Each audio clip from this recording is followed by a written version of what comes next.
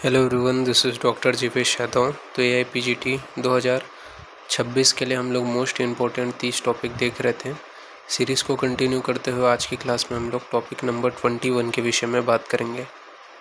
सुश्रुत अनुसार शस्त्रों के कर्म। तो सुश्रुत के अनुसार शस्त्रों के कर्म यहाँ पे बताया गया है। तो ये बहुत इंपॉर्टेंट टॉपिक है, ये चीज़ याद रखना। तो मंडलाग्र और करपत्र, इससे क्या है, छेदन और लेखन करते हैं। तो मंडल का छल ऐसा करके याद रख सकते हो कि मंडलाग्र और क से करपत्र में, छ से छेदन और ल से लेखन करते हैं। ठीक है। फिर मुद्रिका, अर्धाधार, उत्पल, नक्षस्त्र और विधि पत्र। ठीक है। इससे में क्या है, छेदन और भेदन करते हैं। तो इसको याद रखना। मौन वृद्धि छोड़े भी, तो मौन वृद्धि छोड़े भी, तो म से क्या याद रहेगा, मुद्रिका। ए से याद रहेगा अर्धाधार। यू से याद रहेगा उत्पल और एन से याद रहेगा नक्षस्त्र। वृद्धि से याद रहेगा वृद्धि पत्र। छ से छेदन और भी से भेदन। ठीक है। तो छेदन भेदन के लिए मुद्रिका, अर्धाधार, उत्पल, नक्षस्त्र और वृद्धि पत्र का प्रयोग करते हैं। नेक्स्ट है आपका आरा, सूची, वेतस पत्र, व्रीहिमुखी और कुठारी का, इनका प्रयोग वेधन हेतु करते हैं। तो आरा से विवि का वेधन, ऐसा करके याद रखना। तो आरा से विवि का वेधन से आपको याद रहेगा, आरा से आरा होगा। ठीक है। से सूची हो गया, वे से वेतस पत्र हो गया, वी से व्रीहिमुख हो गया, क से कुठारी हो गया। इनसे क्या है, वेधन किया जाता है। तो आरा, सूची, वेतस पत्र, व्रीहिमुख, कुठारी का, इनसे वेधन करते हैं। नेक्स्ट है त्रिकुर्च, अटिमुख, सरारीमुख, अंतर्मुख, सूची और कुशपत्र, इनसे विस्त्रावण किया जाता है। तो तीन मुख सूची का विस्त्रावण, ऐसे करके याद रखना। तो तीन मुख कौन सा हो गया, तो त्रिकुर्चक। ठीक है। त्रिकुर्चक हो गया। मुख 3 बार मुख है, तो अटिमुख, सरारी मुख और अंतर्मुख। फिर है सूची से सूची हो गया और क से कुशपत्र हो गया। इनसे क्या है, विस्त्रावण कर्म किया जाता है। तो त्रिकुर्चक, अटिमुख, सरारी मुख, अंतर्मुख और सूची तथा कुशपत्र, इनसे विस्त्रावण करते हैं। फिर है वड़िश और दंत शंकु, तो वड़िश और दंत शंकु से आहरण करते हैं। तो वड़िया दंत से आहरण, ऐसे करके याद रखना। तो वड़िश और दंत शंकु, इनसे आहरण किया जाता है। ऐषणी से क्या है, ऐषणी ऐषण व अनुलोमन करते हैं। तो ऐषणी से ऐषण व अनुलोमन करते हैं। सूची से सीवन किया जाता है, तो सूची से सीवन करते हैं। तो ये चीज याद रखना। इस प्रकार से शस्त्रों के जो कर्म है वो आपको याद रखने हैं।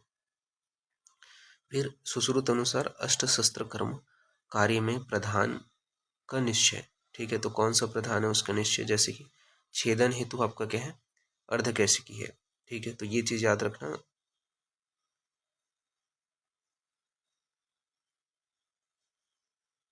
सॉरी, धारा का निश्चय है। ठीक है।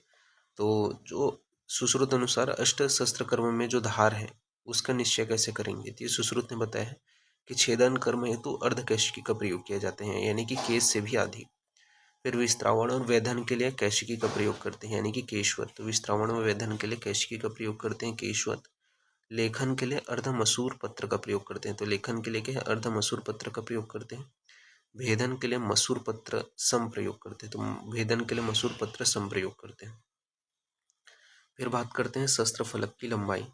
तो शस्त्र फलक की लंबाई बताया गया है कि शस्त्र की लंबाई की आधा अंगुल तक होनी चाहिए। तो शस्त्र फलक की लंबाई शस्त्र की लंबाई की आधा अंगुल तक होनी चाहिए। फिर नेक्स्ट है आपका सुश्रुत अनुसार शस्त्रों का परिणाम कितना होना चाहिए। तो सुश्रुत अनुसार जो ऐषणी व नख शस्त्र है वो 8 अंगुल का होना चाहिए। तो सुश्रुत अनुसार ऐषणी व नख शस्त्र 8 अंगुल का होना चाहिए। सरारी मुख 10 अंगुल का होना चाहिए। ठीक है। सुश्रुत के अनुसार सरारी मुख 10 अंगुल का होना चाहिए। सुश्रुत ने शरीर स्थान में 10 अंगुल का है। इसके अलावा मुद्रिका जो है वो प्रदेशनी यानी कि तर्जनी के अग्रिम पर्व के सदृश होना चाहिए। तो मुद्रिका प्रदेशनी तर्जनी के अग्रिम पर्व के सदृश होना चाहिए। अन्य शस्त्र जो है वो 6 अंगुल होना चाहिए। तो अन्य शस्त्र 6 अंगुल होना चाहिए। तो बाल, नख, छार, अग्नि एवं उंगली उपयंत्र व अनुशस्त्र दोनों में आते हैं। तो बाल, नख, छार, अग्नि एवं उंगली उपयंत्र एवं अनुशस्त्र दोनों में आते हैं। तो ये आपको ध्यान में रखना है। फिर है छेदन कर्म। तो छेदन कर्म के अंतर्गत किन में किया जाता है छेदन कर्म। तो अर्श हो गया, चर्मकील हो गया, अर्बुद हो गया, तिल कालक हो गया, भगंदर हो गया, अधिमास हो गया, शतपोनक हो गया, मांस संघात हो गया, कफज ग्रंथि हो गया, मांसकंद हो गया, व्रणवत्म हो गया, वाल्मीकि हो गया, अस्थि हो गया, मांसगत शल्य हो गया, जतुमणि हो गया, स्नायु मांस सिराकोत हो गया, उपदंश हो गया, अद्रुष हो गया, गलसुंडिका हो गया।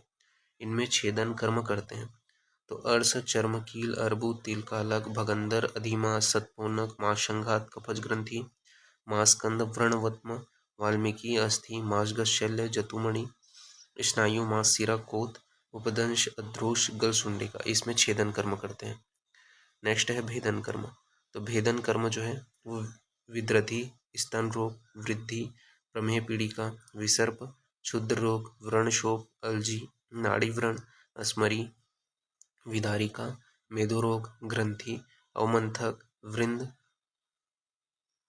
कुंभिक, तालुपुटपुट, अनुशयी, दंतपुटपुट, पुष्कारिका, तुंडिकेरी व गिलायु, इनमें भेदन कर्म करते हैं। तो वृद्धि, स्तन रोग, वृद्धि, प्रमेह पीड़िका, विसर्प, क्षुद्रोग, व्रणशोप, अलजी, नाड़ी व्रण, अस्मरी, विदारिका, मेदोरोग, ग्रंथि, अवमंथक, वृंद, कुंभिक, तालुपुटपुट, अनुशयी, दंतपुटपुट, पुष्कारिका, तुंडिकेरी व गिलायु, इसमें भेदन कर्म करते हैं।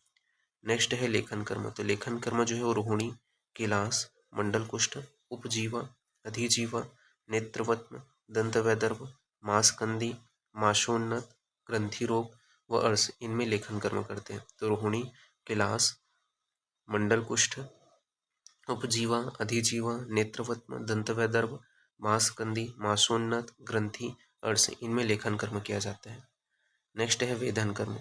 तो वेधन कर्म किन में करते हैं? तो वेधन कर्म विकृत शिराएं, दकोदर, मूत्रवृद्धि, पक्वगुल्म व कर्दम विसर्प में वेधन कर्म करते हैं। तो विकृत शिराएं, दकोदर, मूत्रवृद्धि, पक्वगुल्म व कर्मद विसर्प में वेधन कर्म करते हैं। नेक्स्ट है ऐषण कर्म। तो ऐषण कर्म किन में किया जाता है? तो उन्मार्गी व्रण हो गया, नाड़ी व्रण है, शल्युक्त व्रण है, तो इसमें ऐषण कर्म करते हैं। तो उन्मार्गी व्रण है, नाड़ी व्रण है, शल्युक्त व्रण है, तो इसमें ऐषण कर्म करते हैं। आहरण कर्म किस में किया जाता है? तो दंत शर्करा, पाद शर्करा, मूत्र शर्करा, अस्मरी, मूढ़गर्भ, शरीरस्थ शैल्य, दंतमल, कर्णमल व गुदवर्च, इनमें आहरण कर्म करते हैं। तो दंत शर्करा, पाद शर्करा, मूत्र शर्करा, अस्मरी, मूढ़गर्भ, शरीरस्थ शैल्य, दंतमल, कर्णमल व गुदवर्च, इसमें आहरण कर्म करते हैं।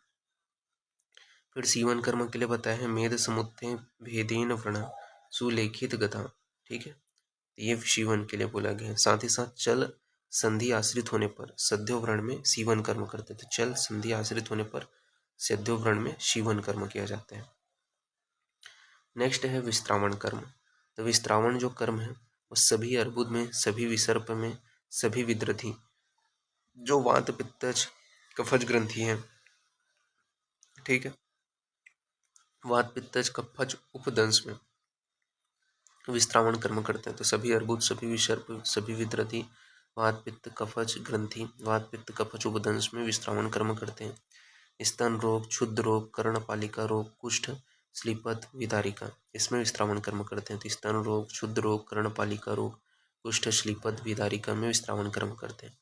ओष्ठ रोग जो पित्तज, कफज और रक्तज है, ठीक है, तो ये आपके बताए गए हैं। ओष्ठगत रोग कौन से हैं? पित्तज, कफज और रक्तज ओष्ठगत रोग है।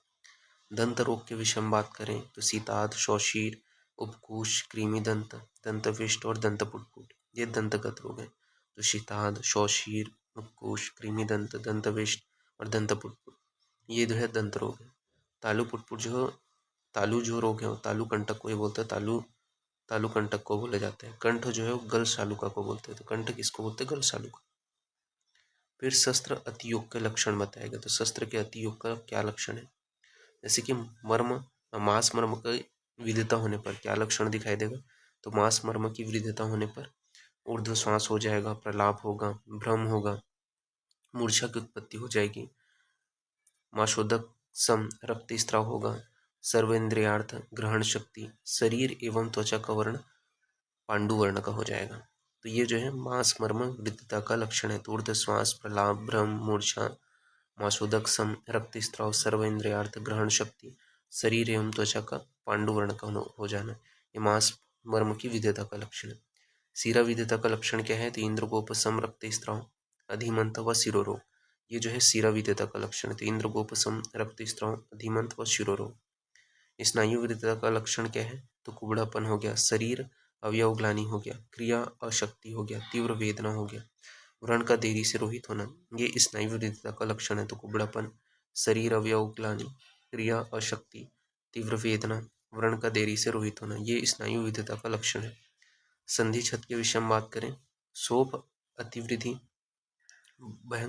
भयंकर वेदना, बल क्षीण, क्षीणता, पर्वभेद और कार्य का अभाव होना, ये संधि छत का लक्षण है। तो शोभ, अतिवृद्धि, भयंकर वेदना, बल क्षीणता, पर्वभेद, कार्य का अभाव होना, ये संधि छत का लक्षण है। नेक्स्ट है अस्थिविधता। तो अस्थिविधता का लक्षण बताया है, दिन रात में घोर पीड़ा, सर्वस्व स्वस्थानु न शांति, तृष्णा, अंगसाद, शोध तथा रुक्षता, ये अस्थिविधता का लक्षण है। ठीक है, तो इस प्रकार से ये जो पॉइंट है वो यहाँ पे आपका फिनिश होता है। तो अभी के लिए ठीक है, बहुत इंपॉर्टेंट क्वेश्चन है, इंपॉर्टेंट चीज़ें मैं अभी तक लेके चल रहा हूँ। ठीक है, तो स्नेहन अध्याय के विषय में बात करें तो यहाँ पे आपका बताया गया स्नेहन अध्याय में कि अग्निवेश ने स्नेह विषयक 25 प्रश्नों का वर्णन किया है। तो अग्निवेश ने क्या है, स्नेह विषयक 25 प्रश्नों का वर्णन किया और इनसे क्वेश्चन आते हैं। ठीक है, कौन से इंपॉर्टेंट टॉपिक है? तो पहला है स्नेह की योनियाँ। स्नेह की योनियाँ दो बताई गई हैं, स्थावर और जांगम। स्थावर के अंतर्गत तिल आदि का स्नेह आता है और जांगम के अंतर्गत दूध, दही, मांस, घृत, वसा, मज्जा इनका स्नेह आता है। तो स्थावर के अंतर्गत तिल आदि का स्नेह आता है, जांगम के अंतर्गत दूध, दही, मांस, घृत, वसा, मज्जा इनका स्नेह आता है। फिर तिल तैल के विषय में बताया गया है। तो तिल तैल ने बोला है तिल तैल विशेषते बलार्थ स्नेह। ठीक है, तो तिल तैल क्या है, विशेषते बलार्थ स्नेह बोला गया है। और एरंड तिल को बोला है अग्र अग्र एरंड तु विरेचनम। ठीक है, यानी कि अग्र या सर्वश्रेष्ठ द्रव्य है विरेचन के लिए। फिर स्नेह के जो भेद हैं वो यहाँ पे बताया गया है। तो स्नेह के चतुर्विध भेद बताए गए। चतुर्विध स्नेह होते हैं, घृत, तैल, वसा, मज्जा। ठीक है, तो घृत, तैल, वसा, मज्जा ये स्नेह के चतुर्विध भेद हैं। इसमें घृत को जो है उत्तम बताया गया है, क्योंकि ये क्या है, संस्कारों से दूसरे के गुणों का अनुवर्तन करते हैं। ठीक है, इस वजह से घृत जो है वो सर्वोत्तम है स्नेह में। तो ये चीज़ याद रखना।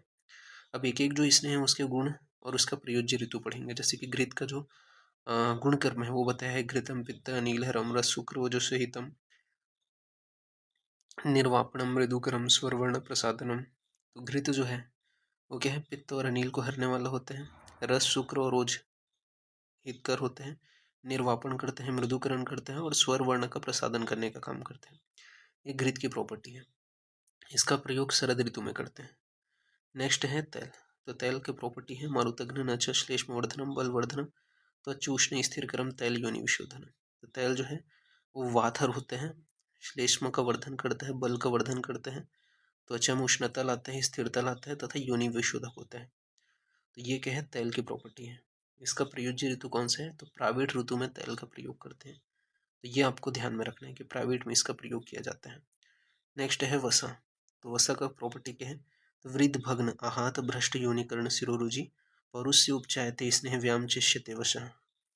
तो वृद्ध भग्न हो गया, ठीक है, आहत हो गया, भ्रष्ट योनि हो गया, कर्ण और सिर में रुजा हो रही है, ठीक है, साथ ही साथ पौरुष उपचय व्यायाम के पश्चात वसा का प्रयोग करना चाहिए। व्यायाम करने वालों को क्या है, वसा का प्रयोग करना चाहिए। ये क्या है, वसा का गुणकर्म हो गया। कब प्रयोग करते हैं? तो प्रयोज्य ऋतु है माधव यानी कि वैशाख। नेक्स्ट है आपका मज्जा।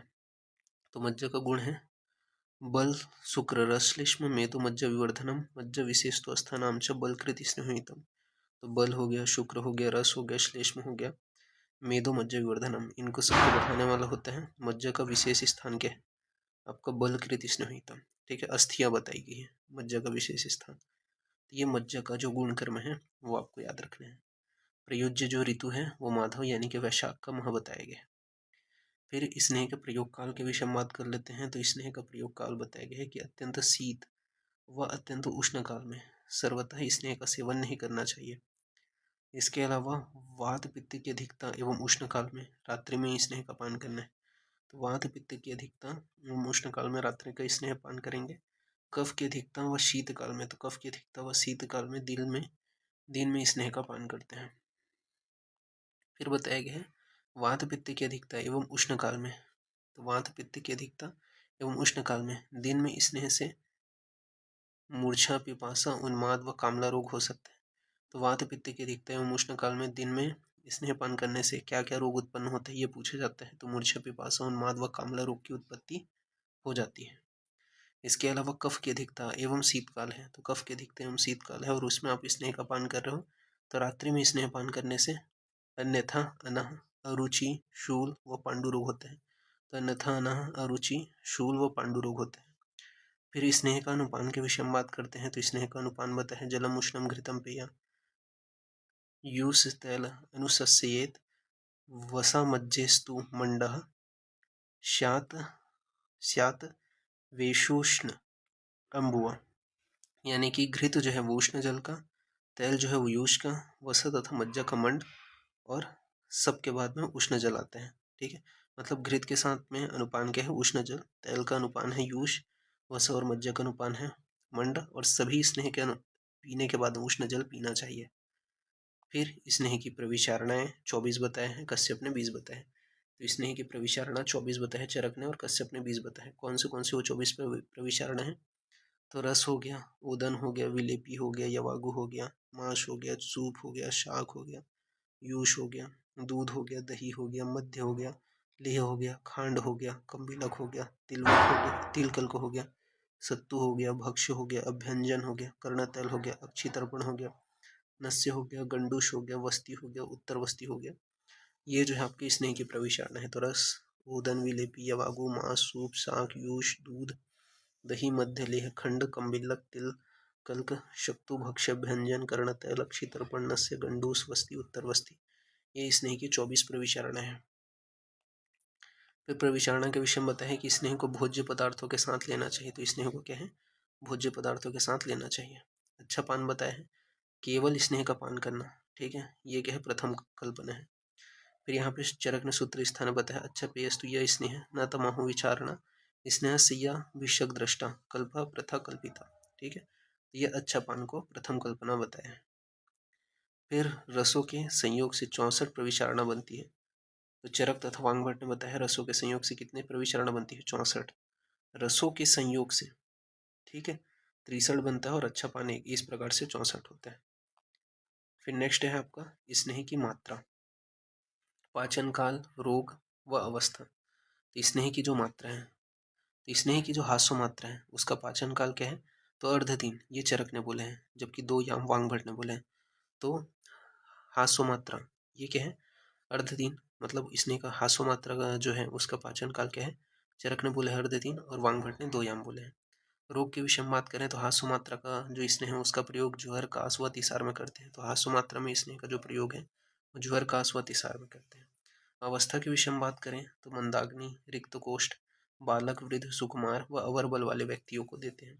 तो अवस्था में बताया है कि मंदाग्नि, रिक्त कोष्ठ, बालक, वृद्ध, सुकुमार व अवर बल वाले व्यक्ति में स्नेह की हास्य मात्रा का प्रयोग करते हैं।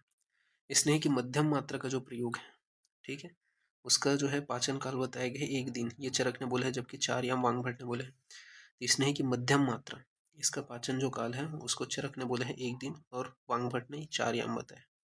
कौन से रोग में मध्यम मात्रा में स्नेह का पान कराते हैं तो क्षुद्र कुष्ठ हो गया, प्रमेह हो गया, वो वात रक्त हो गया, इसमें मध्यम मात्रा में अपन पान कराते हैं। तो क्षुद्र कुष्ठ प्रमेह वो वात रक्त, इसमें मध्यम मात्रा में अपन जो है स्नेह का पान कराते हैं। अवस्था के विषय में बात करें तो मृदु कोष्ठ, मध्यम अग्निबल व शरीर बल होता है। तो मृदु कोष्ठ में मध्यम अग्निबल व शरीर बल होता है, ये आपको ध्यान में रखना है। नेक्स्ट है उत्तम। तो उत्तम मात्रा का जो पाचन काल है वो है अहोरात्र, ये चरक ने बताया 1 अहोरात्र, यानी और वांगभट ने बोले हैं 8 याम। ठीक है, तो 1 अहोरात्र चरक ने बोले हैं और वांगभट ने बोले हैं 8 याम।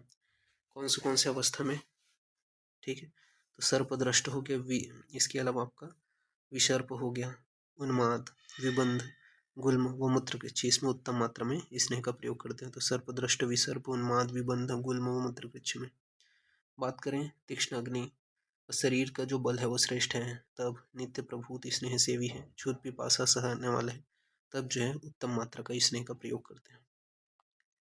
फिर है मंद विभ्रंश। तो मंद विभ्रंश के विषय में बताया है कि सुखपूर्वक स्नेहन एवं शोधन के लिए प्रयुक्त स्नेह की मध्यम मात्रा मद विभ्रंश कहलाता है। तो सुखपूर्वक स्नेहन और शोधन के लिए प्रयुक्त स्नेह की मध्यम मात्रा को मद विभ्रंश कहते हैं। प्रधान मात्रा के विषय में क्या बोले हैं, तो स्नेह की प्रधान मात्रा के विषय में बताया है कि यहाँ जो है दोष अनुकर्षणी होते हैं, सर्व मार्ग अनुसारणी होते हैं, बल्य पुनर्नवकारी शरीर इंद्रिय चेतसम।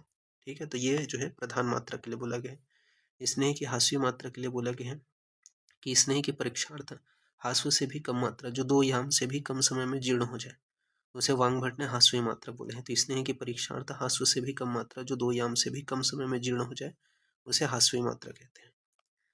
इसके बाद में अब योग्य जो मनुष्य है वो अपन देख लेते हैं। ठीक है, तो घृत के लिए योग्य मनुष्य कौन है, तो रुक्ष छत क्षीण विषाणता नाम वात पित्त विकारिणी हीन मेधा स्मृति वाले। ठीक है, तो रुक्ष छत विषाणता नाम व्यक्ति, तो रुक्ष छत विषाणता नाम व्यक्ति हो गया। वात पित्त विकार से युक्त हीन मेधा व स्मृति वाला व्यक्ति, इनमें क्या है, जो घृत है, घृत के योग्य है। फिर तैल के योग्य कौन है, तो कृमि कोष्ठ। इसके अलावा अनिल विष्ठ प्रवृद्ध कप मेद वाला। ठीक है, तो तैल के योग्य मनुष्य कौन है, तो कृमि कोष्ठ, अनिल विष्ठ प्रवृद्ध कप मेद वाला। वसा के लिए योग्य मनुष्य है व्यामकर्षित अल्प शुक्र रक्त महारुजा तथा महाअग्नि वाला। तो वसा के लिए योग्य मनुष्य है व्यामकर्षित अल्प शुक्र रक्त महारुजा व महाअग्नि वाला।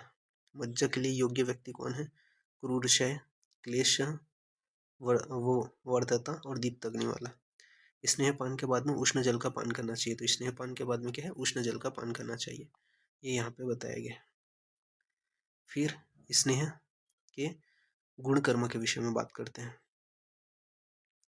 तो सबसे पहले है घृत का गुणकर्म। तो घृत का गुणकर्म क्या बताया गया है, घृत का गुणकर्म बताया गया है कि वात पित्त प्रकृति वाले में, वात पित्त रोगों में, छत छीण का जो व्यक्ति है उसमें। ठीक है, तो घृत का गुणकर्म ये चीज़ ध्यान रखना कि वात पित्त प्रकृति में, वात पित्त रोग में, छत छीण में हो गया। ठीक है, इसके अलावा दह शस्त्र विष अग्नि हत रोगी में, शौकुमार्य बलवर्ण वाले में, स्वर प्रसादन हेतु, चक्षु कामता, आयु प्रकर्ष कामता, पुष्टि कामता, प्रजा कामता, दीप्ति ओज स्मृति मेधा अग्नि बुद्धि इंद्रिय बल हेतु जो है घृत का प्रयोग किया जाता है। तो इन सभी के लिए क्या है, घृत का प्रयोग करते हैं। फिर है तैल का प्रयोग। तो तैल का प्रयोग जो है प्रवृद्ध श्लेष्म मेद में करते हैं, तो प्रवृद्ध श्लेष्म मेद में तेल का प्रयोग करते हैं। स्थूल गलोदर हो गया, वात प्रकृति व्यक्ति में तेल का प्रयोग करते हैं, वात व्याधि में तेल का प्रयोग करते हैं। कृमि कोष्ठ हो गया, क्रूर कोष्ठ हो गया, नाड़ी व्रण हो गया, इनमें तेल का प्रयोग किया जाता है। शरीर में बल में तनुत्व लघुत्व दृढ़ता हेतु, तो शरीर में बल तनुत्व लघुता व दृढ़ता हेतु, त्वचा में स्निग्ध संलक्षण हेतु तैल का प्रयोग किया जाता है। तो ये चीज़ ध्यान में रखना। फिर है वसा। तो वसा का जो प्रयोग है वात असहत वृक्ष में, भारद्व कर्षित में, सशुष्क में, रेतो रुधिर में, कफ मेद क्षय में, महत अग्निबल में, वसा सातम्य अस्थि संधि सिरा स्नायु तथा मर्म कोष्ठ में महारुजा होने पर, स्रोत आवृत में, बलवान तथा वायु कोप में वसा का प्रयोग किया जाता है। ये चीज़ ध्यान में रखना है। मज्जा का प्रयोग दीप्तग्नि में, क्लेश में, घस्मार में, सदा स्नेह सेवी में, वात आर्त व क्रूर कोष्ठ में मज्जा का प्रयोग करते हैं। तो दीप्तग्नि क्लेश घस्मार सदा स्नेह सेवनी वातार्थ क्रूर कोष्ठी में मज्जा का प्रयोग करते हैं।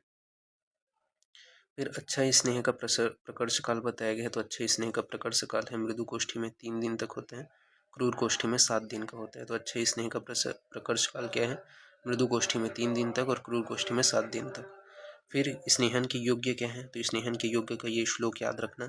स्वेद्या शोधितश्च रुक्षावात विकारणा व्याम मध्य स्त्री नित्या स्नेह स्यूष्य चिंतका, यानी कि जिनका स्वेदन संशोधन करना हो, रुक्षवात व्याधि से पीड़ित रोगी, नित्य व्याम, मध्य स्त्री प्रसंग का सेवी एवं चिंताशील व्यक्ति में को स्नेहन कराना चाहिए। तो जिनको स्वेदन शोधन कराना हो, रुक्षवात व्याधि से पीड़ित रोगी में, नित्य व्याम, मध्य स्त्री प्रसंग सेवी तथा चिंताशील व्यक्ति को स्नेहन कराना चाहिए। तो ये स्नेहन के योग्य है।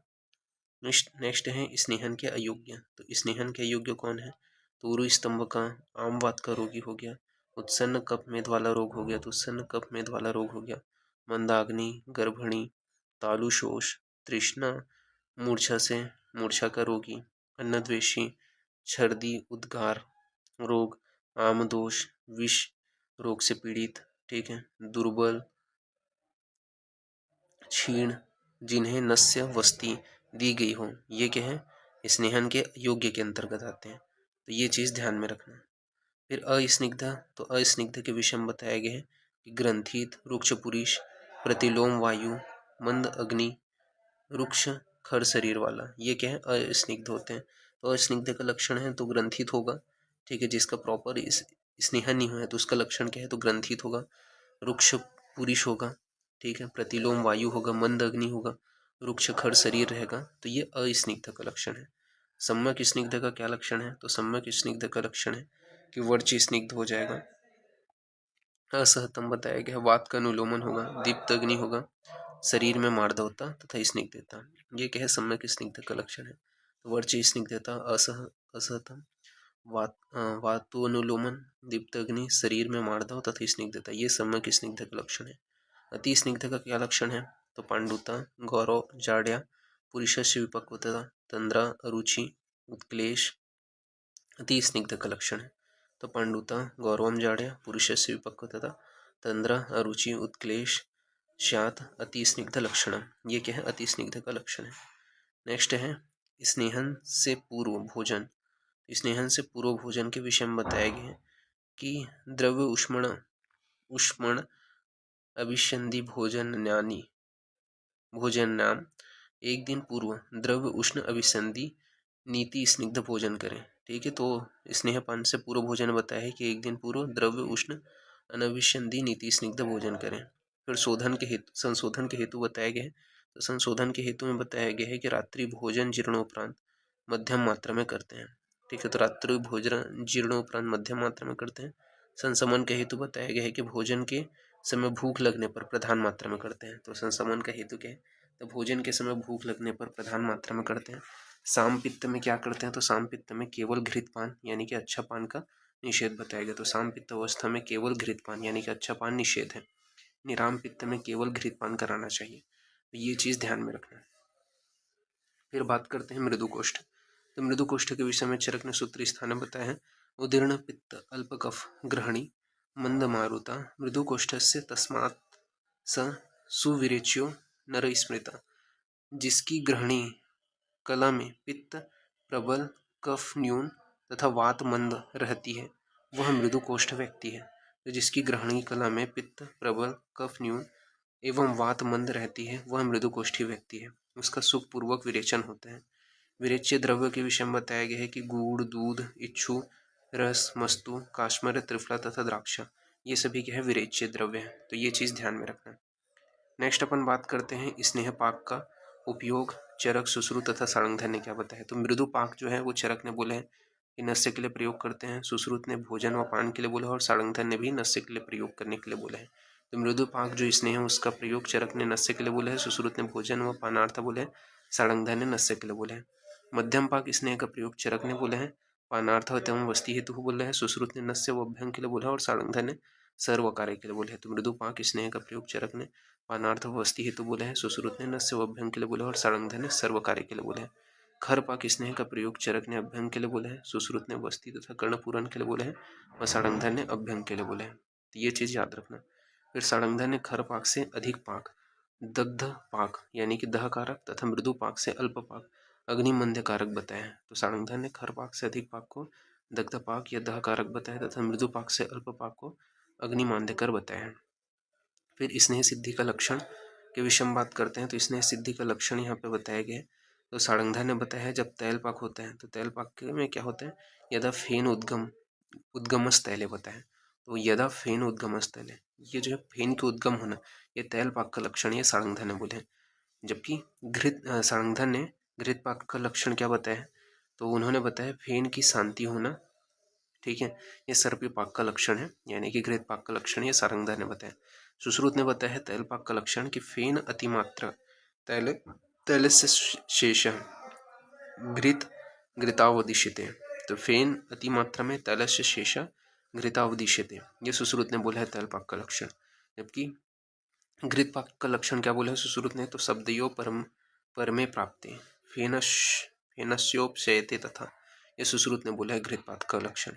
फिर स्नेह व्यापक के विषय में बात करते हैं। तो स्नेह व्यापक को 19 उपद्रव बताए हैं। ठीक है, कौन से हैं? तो तंद्रा, उत्क्लेश, अनह, ज्वर, स्तंभ, विसंगता, कुष्ठ, कंडु, पांडु, अर्श, शोथ, अरुचि, उद्गार रोग, ग्रहणी, उदरशूल, स्तमित्य, तृष्णा, जीव स्तंभ तथा आमदोष, ये स्नेह व्यापक के लक्षण है। तो 19 उपद्रव बताए गए हैं स्नेह व्यापक के। तंद्रा, उत्क्लेश, अनह, ज्वर, स्तंभ, विसंगता, कुष्ठ, कंडु, पांडु, अर्श, शोथ, अरुचि, उदर रोग, ग्रहणी, उदरशूल, स्तमित, तृष्णा, जीव स्तंभ और आमदोष। चिकित्सा के विषय में बात करें तो चिकित्सा में बताया है कि स्वेदन, वमन तथा स्तनसन चिकित्सा करना चाहिए। रुक्षान्नपान, तक्ररिष्ट, त्रिफला एवं मूलों का प्रयोग करना चाहिए। तो रुक्षान्नपान, तक्ररिष्ट, त्रिफला एवं मूलों का प्रयोग करना चाहिए, ये चिकित्सा में बताया गया। फिर वमनार्थ स्नेह में बताया गया कि वमनार्थ स्नेह में क्या बोले हैं? तो स्नेह पान के 1 दिन बाद द्रव्य उष्ण, मांस, रस और भात खिलाकर वमन कराना चाहिए। तो वमनार्थ स्नेह में बताया है कि स्नेहपान के 1 दिन बाद द्रव्य उष्ण, मांस, रस और भात खिलाकर वमन कराना चाहिए। विरेचनार्थ स्नेह में बताया गया कि स्नेहपान के 3 दिन बाद विरेचन कराना चाहिए। प्रस्कंद विरेचनम, यानी कि ये क्या है? प्रस्कंद विरेचनम, विरेचन का ही पर्याय है। नेक्स्ट बात करते हैं विचारणा। तो विचारणा के विषय में चरक ने सूत्री स्थान बताई। स्नेह देश, स्नेह नित्य, मृदु कोष्ठ नर, क्लेश मध्य नित्य, तेषाम इष्ट विचारणा। ठीक है, ये विचारणा के विषय में बताएं। फिर विचारणा की योग्य कौन है? तो वही है, विचारणा की योग्य ही बताएं। तो जो स्नेह द्वेषी है, स्नेह नित्य है, मृदु कोष्ठी है, क्लेश है, ठीक है, नित्य मध्य सेवन करने वाले जो व्यक्ति होते हैं वो विचारणा के योग्य होते हैं। फिर सद्य स्नेहन की विधि बताया गया कि पंच प्रशीति पेय, तो घृत, तैल, वसा, मज्जा और तंडुल प्रत्येक को 1-1 प्रशीति मात्रा में लेकर के शीघ्र स्नेहन हो जाता है। फिर सलवण स्नेह में बोले हैं कि लवण मिश्रित सभी स्नेहों में शीघ्र ही स्नेहन होते हैं। लवण जो है वो अभिसंधि, अरुक्ष, सूक्ष्म, उष्ण, व्यापी होते हैं। लवण के विषय में बताया है तद्वी विसंधि, रुक्षम च, सूक्ष्म, उष्ण, व्यापी च। ठीक है, तो इस प्रकार से ये जो पॉइंट है वो यहाँ पे फिनिश होता है। तो अभी के लिए इतना ही, नेक्स्ट क्लास में अपन आगे का कवर करेंगे। ठीक है, थैंक यू क्लास।